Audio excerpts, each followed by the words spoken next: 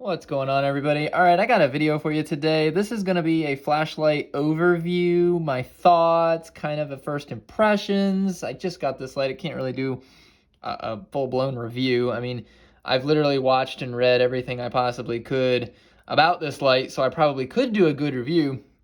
However, I want to just start out with answering questions that I had about this light that I could not find an answer to. You know, I'm one of those people that reviews the heck out of things, and I overanalyze every decision. And I have questions, and I scour the internet looking for answers so that I can make the best decision. And I do that probably too much. And so there are things that I couldn't figure out, and I just had to make a purchase. And maybe I can answer some of those for you guys as well. So, what are we talking about? This is the HDS systems. This is actually their EDC Tactical, okay? It's got the black bezel. This is the 250 lumen version. Now, right off the bat, one of the main criticisms of HDS is the fact that they don't quote-unquote keep up with the modern high-output lights. For instance, this is a Chinese-made O-light. It is an amazing light. It's a great light. Nothing wrong with O-lights. Highly recommend them. And this is pushing out 1,000 lumens, okay? And so 250 kind of seems like, you know, ridiculous. And to some degree, I think HDS could evolve with their lights maybe faster, but I am also not HDS systems, and I don't know what goes into what they do with these lights, and there's an immense amount of stuff that they do. So that's kind of one criticism you'll read online a lot is, it's 250 lumens. I can go get 1,000.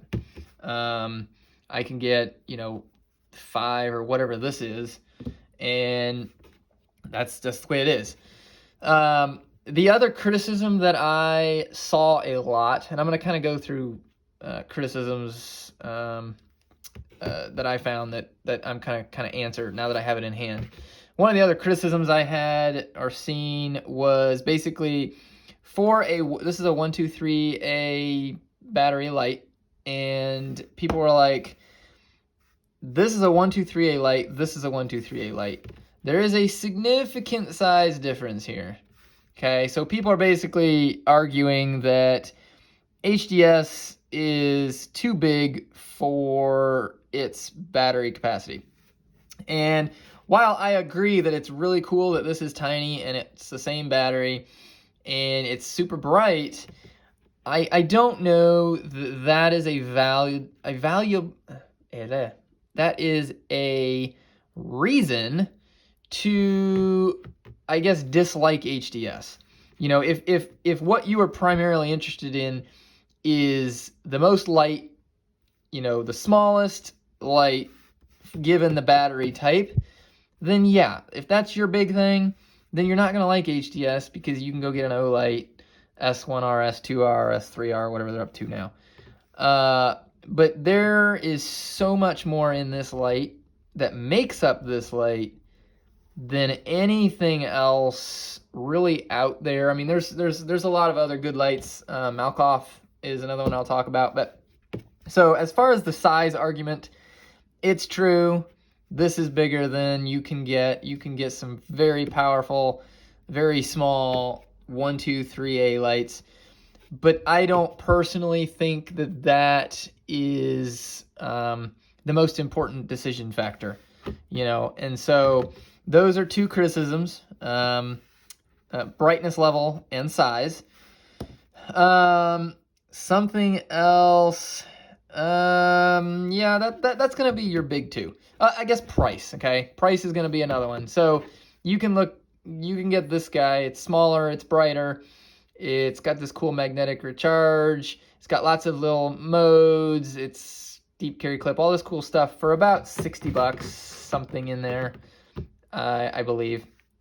This, in this configuration, the 250 lumen with the tactical setup, was $367 shipped, I think, straight from HDS. So, and that's the only way you can get it. Can't get these anywhere else. So, I mean, that's literally $300 more than this, okay? And again, if all you want is a good light, and you want a bright light, and you don't care about some of the things I'm going to go into, then get an O-light. It's totally fine. It's a great light. I recommended this to my coworker, and he has mentioned more times than I could probably count. I don't know. Let me think. 1, 2, 4 or 5 times. Okay. Random texts about how wonderful his O-light is and how much he loves it. Okay. It's fantastic. But if that's not why you buy an HDS. Okay. So, let me get this out. Let me just start talking about some of the things that I found to be, like, why do you buy HDS, and then what are the things that I didn't know, okay? So you buy HDS really because it is a technologically advanced bomb-proof flashlight, okay? There is a lot that goes into this. There's a lot of science that has been looked at by Henry, and if he has a team, it's mostly just him. But over the last, I don't know, when I talked to Henry, he said he's been making lights since the 70s. So you're talking, decades of light manufacturing and technology, and all of these lights are individually calibrated. These aren't just slapped together in any old configuration. The chips that are used in here, I mean, every light is built by Henry and is fully calibrated. Everything is potted. I've heard that because of the potting that is done with this light is EMP proof. I know there are other lights that do the potting technique. I know Malkoff does that kind of thing, and some others, so that the the circuits are protected and all that good stuff. If you go to HDS's website and you just start reading about why certain things on this light are the way they are, it's just amazing. This is a rotary dial, okay? Again, this is the tactical version, but it does have the rotary system up to the first 7 levels, I think. And, I actually personally called Henry to talk about this before I made a purchase, and he and I chatted for a while, and he was explaining, when you turn this on and you've got the different levels, 7 for this one or whatever it is, and then 24 for the full rotary, those levels have been adjusted to match what the human eye can pick up as a distinct level. Okay, they're not just random brightness levels that look kind of spotty or different, and they don't flow together. Every level is a precise increment up in brightness, okay? Turn this on, you've got the 0.2 lumen low mode there. That's just like for your mole people. And then as you rotate this light, every level is perfectly adjusted to the human eye, okay? And it takes a lot of research and study and technology and development to do something like that. I would assume, I'm not a flashlight manufacturer by any stretch of the means. I'm not a scientist, but the fact that they go into that and they look at that level of stuff, it really sets HDS apart from others. Same with Malkoff. Malkoff is another small shop that puts a lot of energy and effort into their lights above, brightness and really it's just brightness. Most Chinese lights are all about lumens and brightness, and they're fine, but these are on a different level, and you buy these because you understand the difference and you value that. And if you're a flashlight person, then you will probably be that way.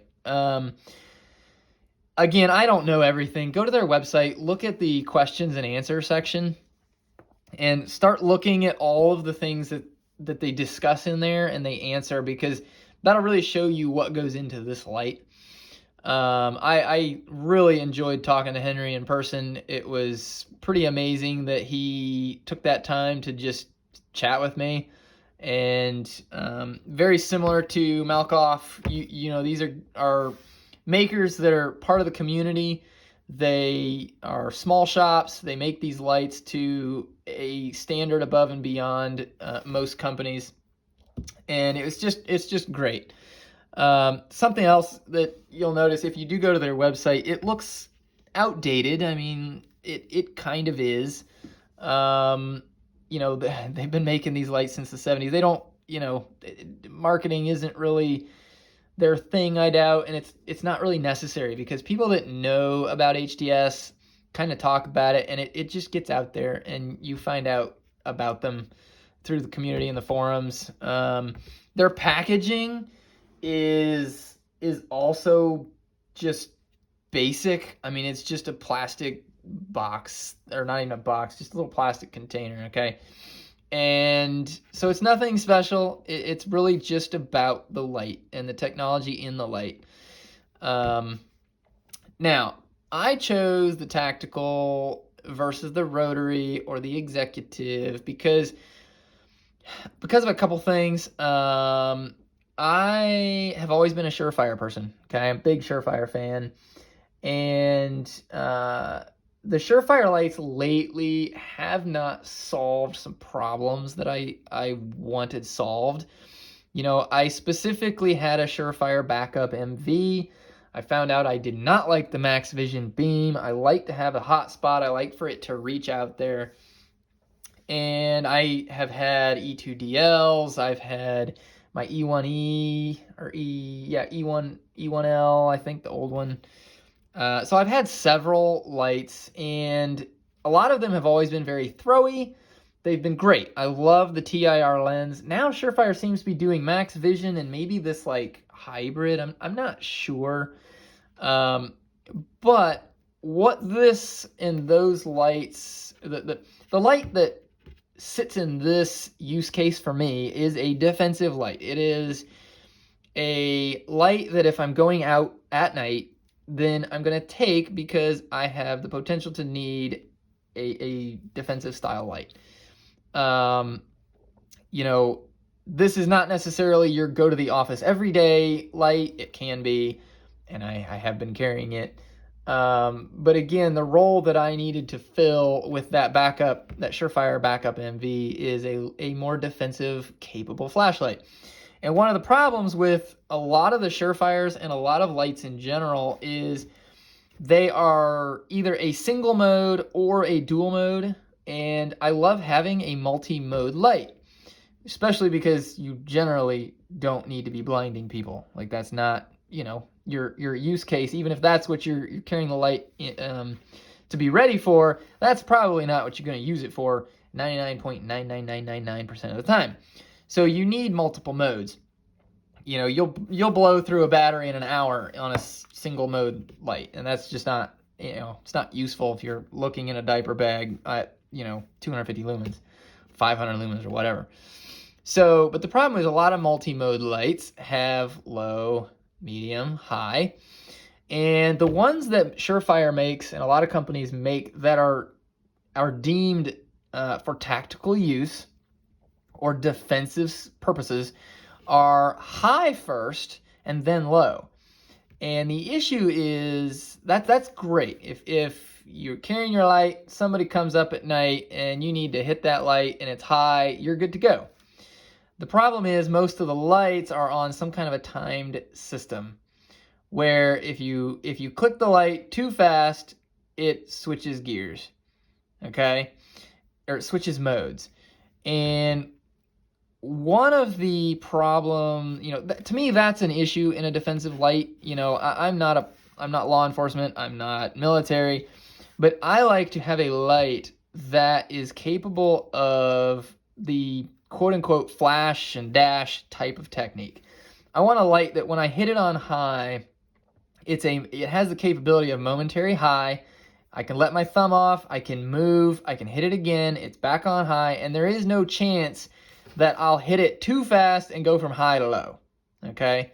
A lot of Surefire dual mode lights are high-low, and so if you're in a situation where you hit high, you turn it off for a second and you hit it again, and then it goes to low mode, I just don't want that to be an issue for me. And again, I'm not chasing people all day. So this is just a desire that I have for the just in case. And so a lot of lights sadly are that way. Surefire is doing a lot. Now, Surefire has the gas pedal switch in 2 or 3 of their lights. The Tactician, the E1, EDC 1L, the EDC 2L, I think, all have that gas pedal switch where you lightly press, you get low, you fully press, you get high. Light, full, and then if you want constant, you rotate the head half and then rotate it again full. That solves that problem. I would say that the gas pedal lights would be fine for that situation. And they give you low and high. That's great. However, Surefire don't take rechargeable batteries. HDS does run on a rechargeable or a primary battery. So that's another reason that I was looking at HDS over the Surefire EDC 1L, whatever it is. So again, I chose the tactical versus the rotary because I wanted, and so as you know, when it's on this side, it's on your low mode. Basically, the way this one works, when it's on the first 7 settings, whatever, you click the button and it comes on. Okay, there it is. You can see it. You click it and it's off. There's lots of other modes you can do. If you rotate this thing around and you go all the way over to the other side, okay, back on the other side of the light, now it is in a momentary high only mode. Every time you click it, it is going to go on and off. Click it on, it's fine, off, that's it. It will not stay on in this mode. And that's what I wanted. I wanted to be able to go, hey, what's going on? Turn it off, move, turn it on, move again. It also, if you rotate it over about this position, will do strobe. I'm not going to do that and hurt you guys' eyes. But it has basically, if you're looking at this as a clock, starting here, it's like setting 1, 2, 3, 4, 5, 6, 7. Then it's got from here to here, it's got strobe, and then from here back to here, it's momentary only on high. And I think strobe is also momentary as well. So that configuration gives me everything that I wanted in a light. It gives me a low mode that is instantly accessible. I just rotate the dial around and I got low in different settings. And then when I go out at night and I'm going to get pizza or something for my wife, I rotate it to this side and it is instantaneously high and it's ready to go. Okay, if you want high and you want to keep it constant on, you just rotate it around to about here, click it on and it'll stay on high. That configuration is ideal for a light given the scenario that I want this light to fill. That's a tactical EDC light, a light capable of more than just searching in the diaper bag, so to speak.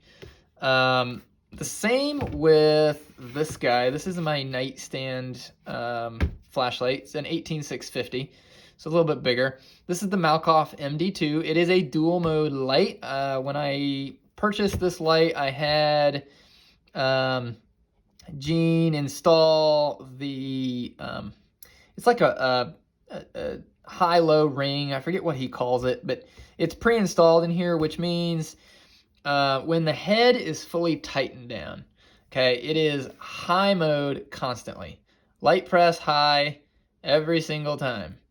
You fully click the button and it stays on high, okay? That also solves what I want in a light, in a defensive light. If you want the low mode, you simply loosen the head slightly and you get low, okay? So that again solves that dilemma where you're not accidentally going high, low, high, low, high, low, you know, back and forth.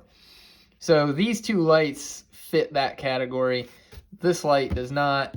This light, it doesn't have really, like, there's no momentary, so it doesn't either. So that's one reason that I specifically went for the tactical version. If you're not into that, if that's not what you value, if you don't feel that that's something that you need, then you can get the standard rotary that basically is just 24 different levels all the way around. There is no tactical momentary. You can do, like, if you need high, you can flip it all the way around and you've got high. Like, you can click it on, and you're in high mode, but it doesn't give you that momentary where every time you push the button, it's on high, but it doesn't stay on. So that's kind of the thought process behind why this light was chosen. I have been looking at HDS for years. Oh my goodness. And I've always passed it up partly because of the price and because of the negativity around the fact that it's only 250 lumens, or I think they're up to 325 now. I think it's their highest version. And it's very easy to watch and listen to other YouTubers and just get stuck on certain things. One of the things that I really couldn't find an answer to, no matter how much I searched, was there's like 8 different LED options with this guy that if you want to customize the light, you can go to his custom section. You can pick all the different pieces. You can get the silver bezel. You can get the flush tail cap. You can get the raised one. You can get the click light, the rotary light, the tactical. You can get like 8 different LEDs, and they all have different color temperatures and settings and all this stuff. And it can be overwhelming. And, you know, or you can click on the EDC tactical or the rotary, and you got like the 2 canned choices. Like, this was one of the canned choices, and he had a 325 as well. And if you look at the LED options, you know, you see 250, and then you see 325, and then the 325 says it's got a slightly wider pattern, and then you've got the 325 LT or whatever the I forget the name, but it's basically the longer throwing 325. So, you know, part of what I wanted, obviously coming from the Max Vision Surefire and seeing how much I just couldn't stand that, I wanted something that had a hot spot. I wanted something that threw a light far. And I honestly couldn't find an answer, okay? That was the most difficult thing. It's like, okay, is the 250 going to be like somewhat of a spotlight type feel to it? Obviously, it's not going to be a pure spotlight. Or do I need to get the 325 long distance one? Or, you know, I really just couldn't figure it out. And like I said, I talked to Henry a lot, and I basically took the plunge. You know, talking with him, he made it sound like it's not a noticeable difference. It's not super. And I guess if you're taking like pictures and you're really, really, really comparing, you're gonna find a difference. And if you want all the CRI, high CRI stuff, then the standard 250, it's more of a blue color. I personally like the blue color. I know I'm probably the weirdest flashaholic person who actually, you know, isn't a high CRI fan. So I ended up going with the 250. Now, the only light, this thing rolls a lot, by the way. The best comparison I have is the Malkoff MD2. I think this is closer to 500-600 lumens. I'm not exactly sure. Look it up. There it is, MD2. And so I took these two out and I compared them.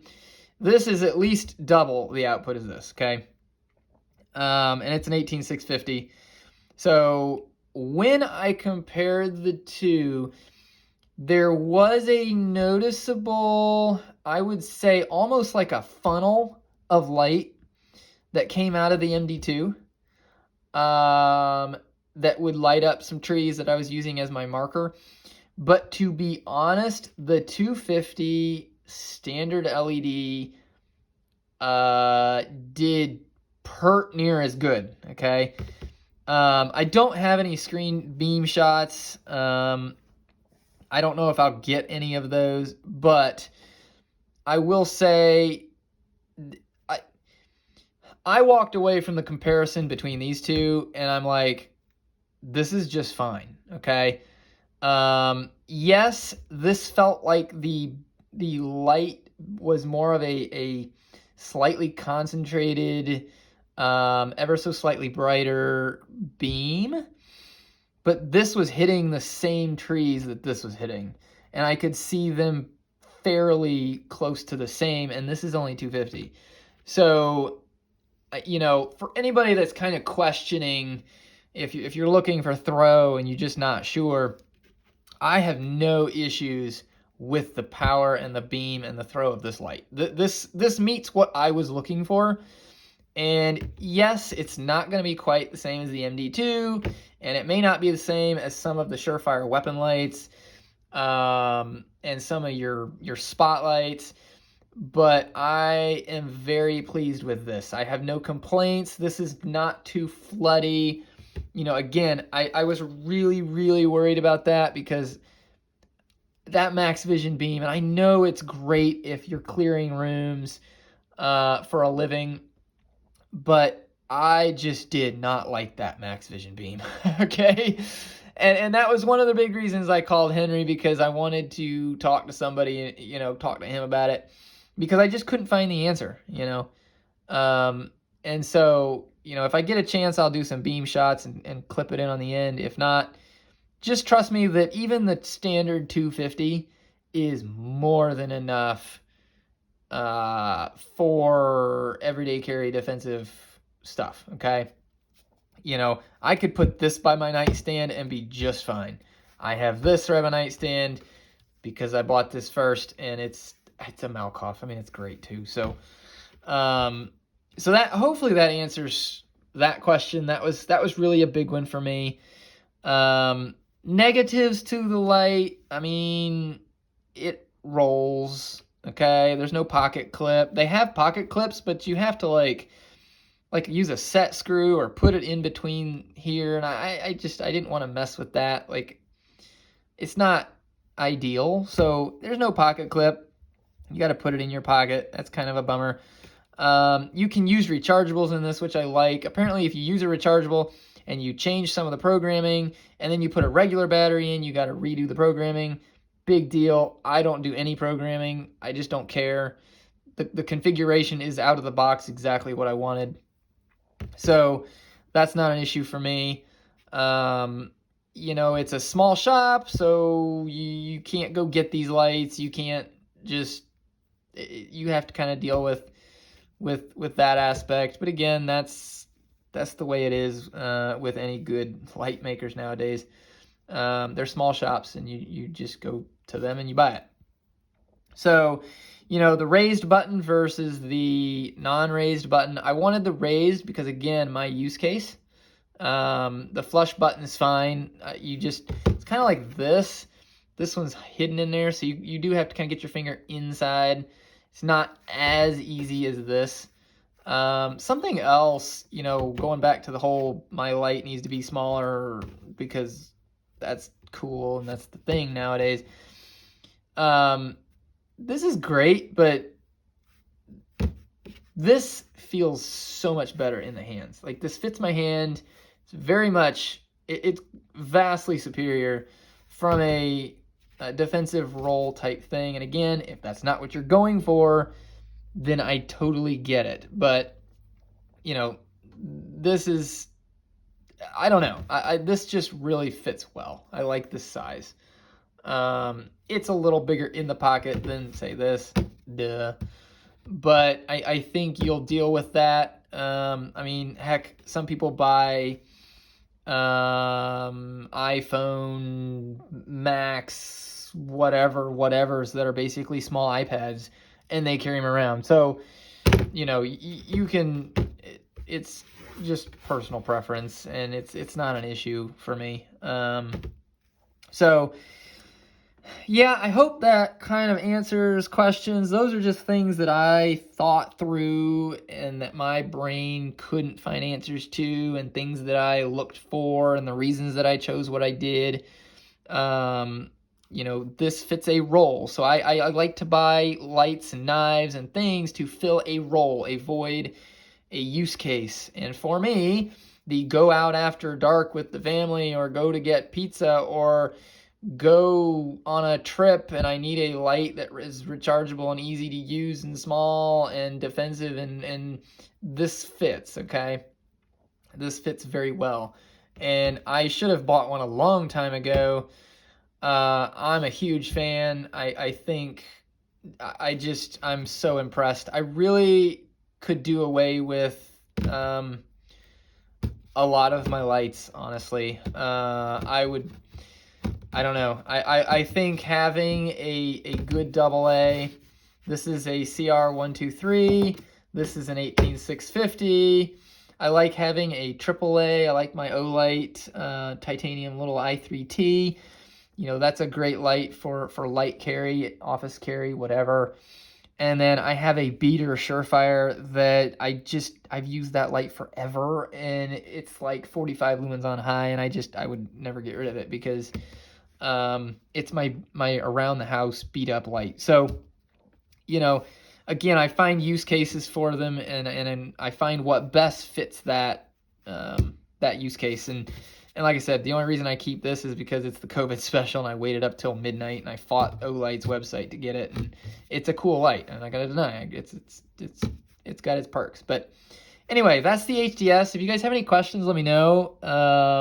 I'll probably do more on this light and some of these topics, but it's a home run, guys. It's amazing. I should have bought one a long time ago.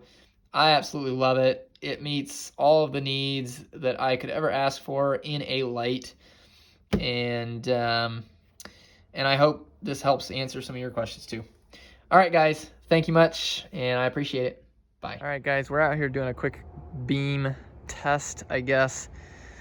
So there's gonna be a car going by, wait for that. I have a Surefire, Malkoff MD2, can't see it, it's right there. All right, there's some trees out there, bam. So there's your MD2, there's the far trees, very, very spotty, okay. Put that away. Let me get out the tactical rotary. All right, here we go, ready? Bam.